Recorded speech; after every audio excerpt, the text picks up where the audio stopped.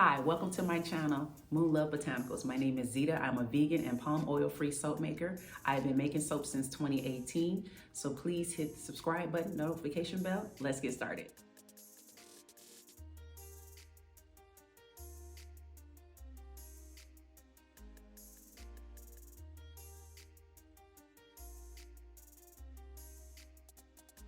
So thank you for joining me for my first video on my MoonLoveBotanicals channel.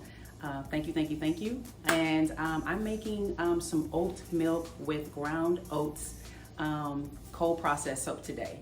So like I said, I've been making soap since 2018 and I use milk solely, vegan plant-based milks in my soap. I've probably been doing that for the last 12 months or so, so I no longer use distilled water like other soap makers. I won't be giving recipes on this channel because I sell this soap. So please just understand that from a perspective of my creations, you know, things of that nature. I can't share those things. So let's get right into it. I have everything already pre-weighed over here. So this is going to be a pretty big batch. It's like 7.5 pounds, equivalent of 2,500 grams. I only measure in grams now. I used to measure in ounces and pounds and things of that nature. So I just choose to do it in grams. For the viewers that might be watching from, you know, in Canada or somewhere in Europe or Africa, any other continent, their metric system is totally different. So I just want to be mindful of that. So I won't be using a scent in this soap. This soap is a very mild soap for people with sensitive skin. I have sensitive skin. My children, my two boys, we have sensitive skin. We have eczema. So that's the reason why I won't use fragrance or essential oil. Other soap makers do. I used to in the beginning when I first started making soap, but in the next videos to come, I will show which fragrance oils that I just bought. I ordered this huge box, 2 boxes actually, from Brambleberry. So I'm gonna do a, just show the fragrance oils that I purchased. I'm gonna get right into it. So this is my olive oil here, and then I have all the other oils and stuff back here. The cutest thing I bought and found secondhand was this double boiler. This one is already on, like that's where the water is. And this is where I'm gonna be putting the solid butter, like the butter's in. So the things that need to melt right now. So here's my cocoa butter.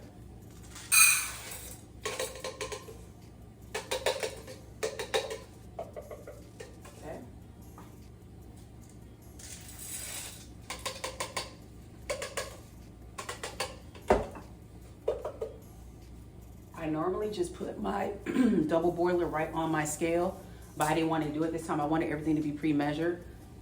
And here's my shea butter.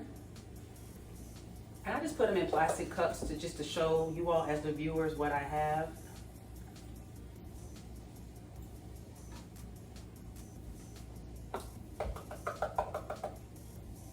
Okay. And my coconut oil.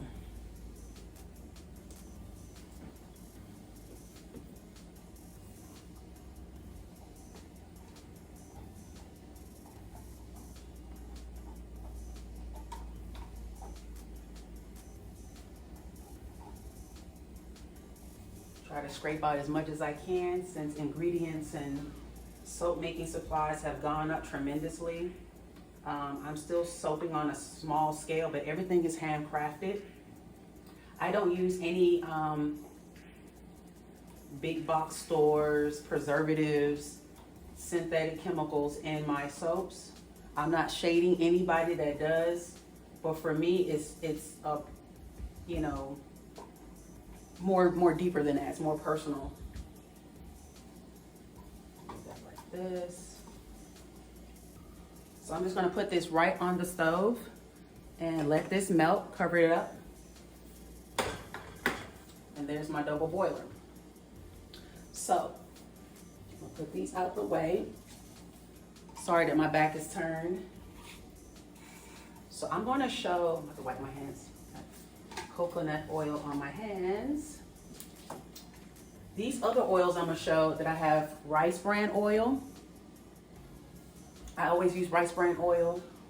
I use vitamin E oil. It's a good preservative, a natural preservative. It's great for the skin. If you buy any soap making products, I'm sorry, not soap making, soap or bath products, you will see ingredients on the back of it, vitamin E. So everybody knows vitamin E is really, really good for the skin. It's very nourishing. I always use almond oil in my soaps and castor oil. So castor, olive oil, and coconut oil are the trinity of soap making. You can add as little as those 3 ingredients, of course, with the lye, your distilled water. Or if you don't want to use distilled water, you can use beer, you can use milk. I haven't used beers, I haven't done those advanced type of techniques. And I use avocado oil. So I sometimes substitute avocado oil for walnut oil or other types of oils. I like experimenting. I've tried other really exclusive and expensive butters, like kokum butters. There's some other ones that I can't remember right now, but like I said, everything has gone up with inflation, so I no longer can afford that because I soap on a very, very small scale. Everything is made, you know, with my intentions, what would help me and my family and others that have, you know, skin issues. So, and again, like I said, this is the olive oil, so I'm going to just move all of that to the side for a second, and I'm going to the side. I'm gonna go get my glasses, my goggles, safety glasses. So I'm going to mix my oat milk with my sodium hydroxide, my lye. I've already pre-measured my lye, and I've already pre-measured my oat milk. So this is just oat milk that I got from my grocery store, and I weighed it, and I put it in this container, and I put it in my freezer overnight, and it's completely solid. So with milks, whether it's animal-based milk, whether it's a plant-based milk, the lye will scorch it. It will change it to a whole different color. So I'm going to go ahead and pour it in slowly. So like, for instance, the lye, when you just pour it in, is like 100 degrees. And my milk is at 24 degrees. So it's been sitting over there for a while I was pouring and measuring. So I try to soak at room temperature, meaning when both oils and you know, lye solution is mixed, I used to make them at really hot temperatures, like 140s and 120s, and that was the time when I was using fragrance oils and essential oils, and it would immediately accelerate, it would rise, and I would ruin my batch, and I would cry, and I would just be so upset because I thought that I was doing something magical and creative and kind of, you know, and it broke me. So that was one of the reasons why I really truly stopped using essential oils and fragrance oils. And I know a lot of soap makers, I've been reading and researching and asking questions. They said, well, where did you get it from? You know, what percent that you were using in your soaps? Now, I will be honest, in the beginning, in the very use a longer one. In the beginning, and all I could afford at the time was getting all of my essential oils and fragrance oils from my local craft store, AKA Michaels. Shout out to Michaels. I love Michaels when it comes to different crafting things, just starting from scratch. I couldn't afford to order from the big box wholesale soap maker companies and things of that nature. So I just started off with that. And then Michaels, they are so amazing. I contacted customer care and told them about what happened with my acceleration, what happened with my ricing in my soap. They sent me like every single fragrance oils and essential oils that they made. I think it was like 15 bottles, and I was so blessed and thankful for that. So that might have been about 3 years ago now. And so I was grateful to just start over from scratch. But I think, you know, going forward, I'm just gonna soak at a smaller, like maybe a 2 pound or 1 pound mold and just test it that way. So yeah, so already the lye is melting the milk. I'm gonna pour a little bit more. I'm gonna put it to the camera so you can see.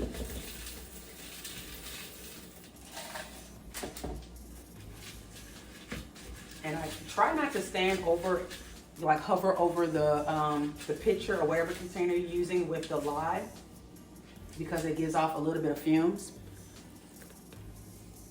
So that's what it looks like.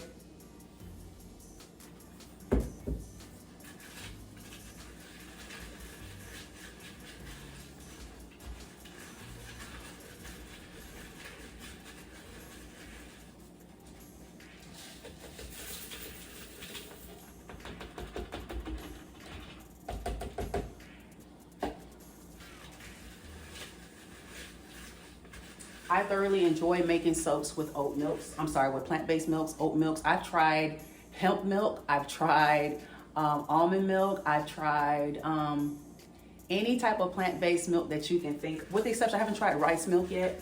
I probably will, because I always use rice bran oil. And so I thought to myself, using milks, and some people use all types of different type of milks, whether that is goat milk, whether that is other, like maybe cow's milk. For me being vegan, I've been vegan for 2 years. Me and my youngest, my oldest son used to be vegan, but he felt like it was too restrictive and it would affect his ability, because he's an athlete, it would affect his ability to perform the way he wanted to, or other athletes. So like I said, I've been making soap since 2018. So I didn't think, at that time I would eventually go vegan. I just wanted something that was going to accommodate a large scale of people. And then when the pandemic happened and everybody had to stay at home, I was watching a lot of documentaries. I was reading a lot about just, oh my gosh, like just how better it is to go vegan, how it's, affects the climate, how it affects just more everything. Like food has so many chemicals in it and whatnot. So I just, and it kind of grossed me out the more I watch the documentaries, the slaughterhouses, how, I'm not gonna get too much in detail, but it kind of made sense. So I cut meat out of my diet once before, years ago, like like a decade or two ago. Well, not 2 decades, but a decade ago, and I cut out beef and chicken. So that was beef and pork, I'm sorry. And I only ate chicken and fish at that time. So, and of course I gave in and went back to the, the meat. But this time around is just a lot different for me. Still a huge chunk of ice in here. It's just different for me. So back to the milks. I think for my opinion, making soap with solely milk, and then you mix it with the lye, is more nourishing. It's more soothing to the skin, in my opinion. So anybody's different. So please leave some comments in the comment section. What do you prefer when you mixing your oils and with your lye? Like, do you like using plant-based milks? What are those plant-based milks? Do you like using beer? I haven't used that, but I will try. I will do some research on that and probably film that. Distilled water, you never should use tap water because it has a lot of impurities in it. So that's why distilled water has, it's the cleanest if you're going to use it in your, need to use it in your soaps. So this still has a large chunk of ice, and it changed it just a little bit. I'm getting on my tippy toes. So I'm trying not to spill it or splash it on me because I am wearing short sleeves, but I'm wearing glasses and I have my gloves on. And I'm wearing an apron, so this is brand new. So I'm gonna let that dissolve a little bit more. We'll leave that in there, like so. Should have tried to scoop the rest of this out. This lye. Okay. Put this to the side. And then I'm gonna check my butters. So they're almost, it's almost completely dissolved. Can't tilt that too much because it's almost full. So I'm gonna go ahead and turn this off and just let that continue to, take it off the heat too. Let that continue to melt and eventually cool down. I will check the temperature of that to see how hot I'm running. So that's already at 169. So that's gonna melt the rest. This is at 94, so I have to wait quite some time. So I'm just gonna keep stirring. Trying to have my back turned to the camera. I'm just gonna keep stirring.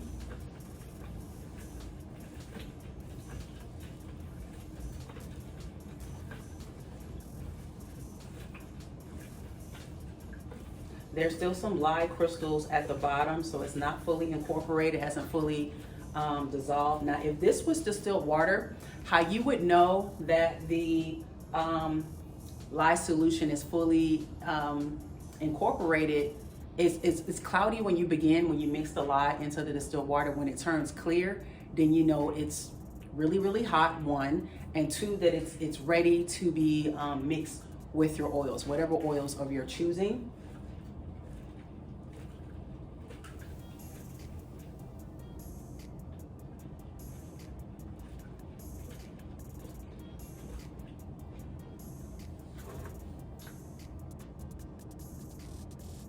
So now this is up to 115. So I guess the more I'm stirring, it's more, it's, you know, it's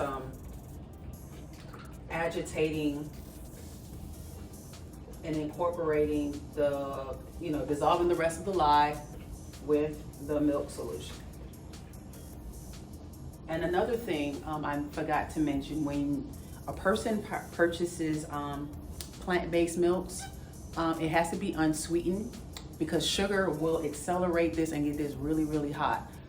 So I've only buy the unsweetened almond milk, the you know, just plain oat milk, the hemp milk. So nothing, no added flavors to that milk. So it's still waiting to dissolve.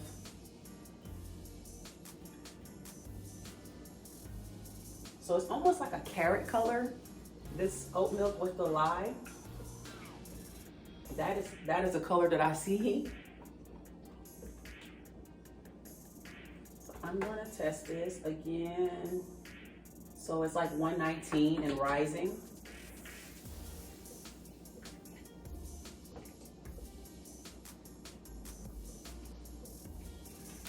Let me see if it's fully, yeah. So all of the lye has fully dissolved, which I'm absolutely happy about. Okay, so that is gonna be set to the side. I'm gonna put this over here out the way. I've already ground up my oats, and I just bought plain oats from the store. And I'm gonna be using 7 teaspoons, but like I said, this is gonna be a 7.5 pound batch of soap. I'm getting kind of worried because I don't have a really big, I don't have a really big container to mix all of my oils and my lye in, so I'm kind of worried. I had this huge stainless steel, I don't know how many quarts it was, but this thing was massive. And 2 months ago I was moving and I donated it because I was like, I'll buy it again, and something happened to the point where that didn't happen, so I need to get another one. So I am worried because this is olive oil and it's already, you know, at the top. So this is a 2 quart, and this is a 2 quart container, I'm sorry. And I was trying to look at it, and it already passed the 6 cup out of the 8 cups. So 8 cups makes 2 quarts. So this is 6 cups, and once I mix all of the other things, like my butters that's over here melted, I'm gonna be in trouble. So like right now it's fully melted. I can't really show that. So I'm gonna put this completely off the heat over here. So right now I'm gonna pour the rest of my oils with my olive oil. So here's my rice bran oil.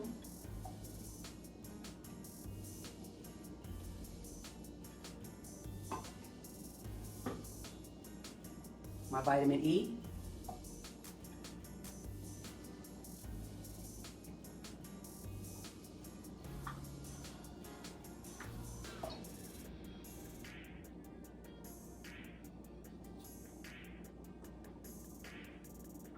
My almond oil, sweet almond oil. Yeah, I'm already past the 8 cups. I don't even feel comfortable with putting the rest of that in there because I have no way to put my milk lye solution in there and stick blend. So I have to become really, really creative right now. So I didn't know I was gonna do this way. Move this back out my way. I'm gonna use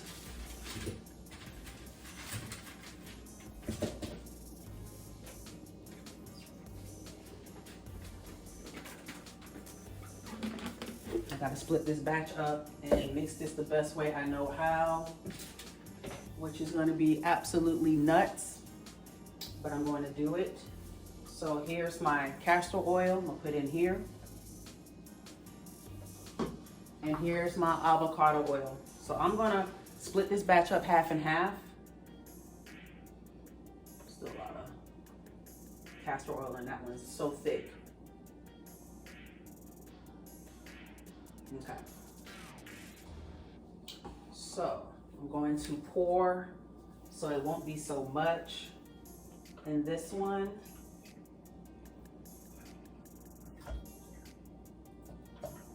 Okay. And then with my melted butters, with my coconut oil, I'm gonna also split that half and half. So this is almost already full, this container that I got from Dollar Tree. Yeah, so I have I have 2 additional containers. So what I'm gonna do, which is like I said, absolutely nuts, because this, I don't know how this is gonna come out with me turning and mixing and things of that nature. It's just gonna be, I didn't plan for this to happen, especially recording my first video for this channel. Right.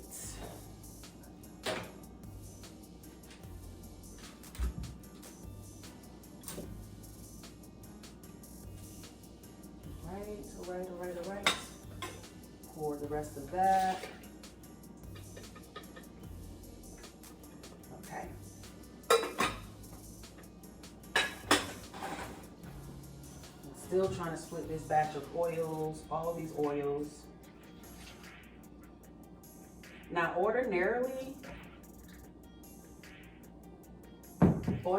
I would have made a smaller batch, but I'm trying to sell some soaps. I have a holiday market that me and my mother are gonna be selling our products. My mother makes floral arrangements, and I wanted to not do such a small batch. I wanted to make a big batch so I could, you know, make as much as possible and try to sell. So this is still kind of full. Pour that like so. Yeah. So I'm gonna pause the video so I can try to figure out how to pour the lye milk in with 3 separate oil batches. So I'll be right back. Okay, so I'm finally back and I figured out my dilemma. So I had to split the soap mixture batch in 2 different containers. I stick blended. I didn't want to show that because it took me quite some time to do it. So I bought these cute containers from Dollar Tree. These soap molds, I believe I either got from Hobby Lobby or either Michael's. But Joann's, they have similar ones. Show real close. So I'm gonna be quick. So the taller picture has the thicker consistency. This one's still thin. I still always pour, I don't wait to a full trace. I let it to be still thin, but I stick blend them as long as I could. The ground up oats are already added to the mixture. So I'm just gonna top off the whole oats on top of the soap. So I have other type of soap molds here. So that's why it equals up to 7.5 pounds. These are 2 pounds a piece. These are maybe like 3.5 pounds or something like that. No, that's math is off. These are 2.5, so that'll be 5. And those are like 2 a piece. So let me get to pouring. I'm just gonna like half and half it this way. So this one is already really thick. Really thick.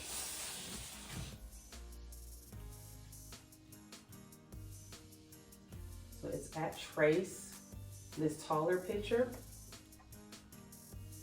I'm just gonna, because I don't want to ruin this batch of soap by me not having larger containers. I will take pictures and show me cutting it and whatnot. I'm making a mess.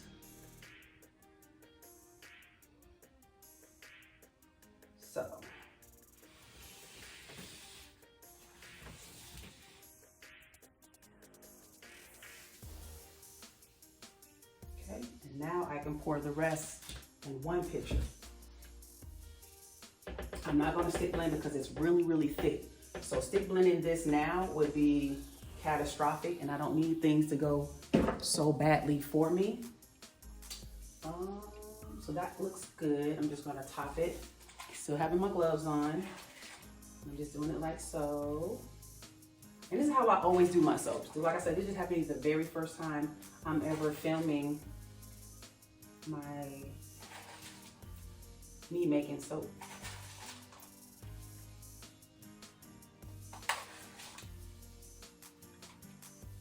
A little bit more oats.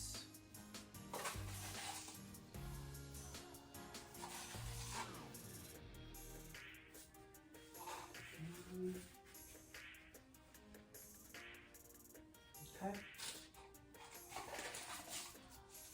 Pour some more oats in here. Oats container. I'm never gonna put my hand in it because it'll be like cross-contamination. I don't eat oats or oatmeal or anything. So I'm just pouring in here to make it easier for myself.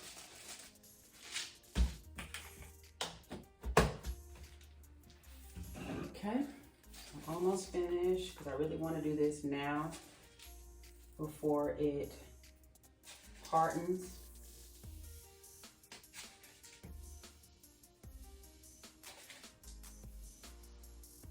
So I soap at 40% concentration, and I cut my soaps after 2 days. I've always cut my soaps after 2 days. I never cut it the very next day. It's just not something that I ever felt comfortable with doing, so I don't do that.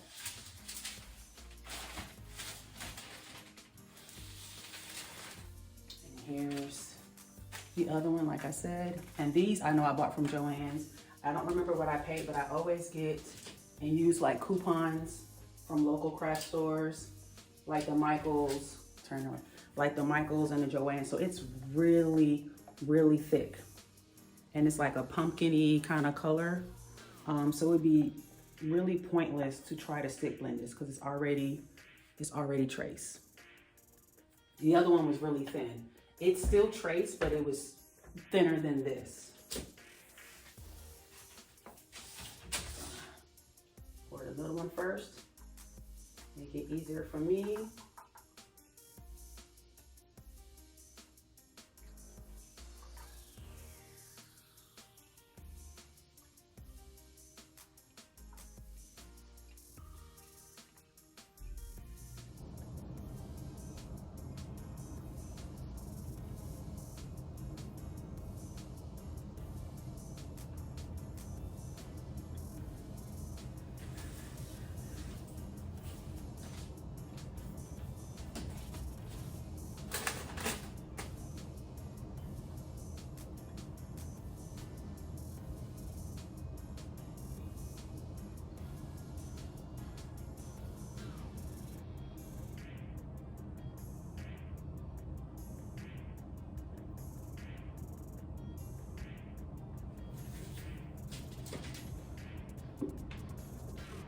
Look how thick that is, right? Looks like a pudding.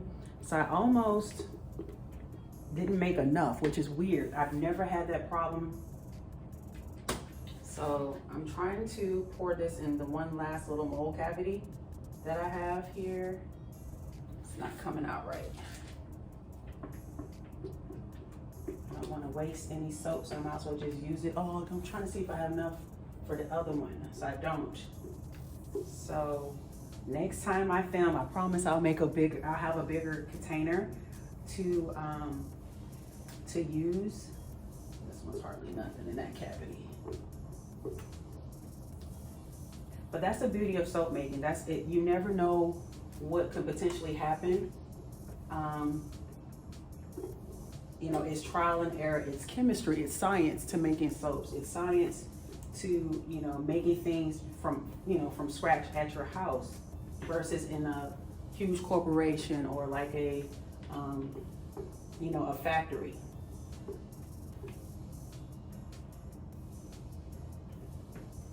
All right, so it's almost not enough of that one. Put this to the side in my sink, let that harden. just gonna clean it up a little bit. And I'm just gonna put the rest of the oats on these in here. And I know that I'm already gonna be in love with this soap simply because how much I had to be creative with the containers that I have.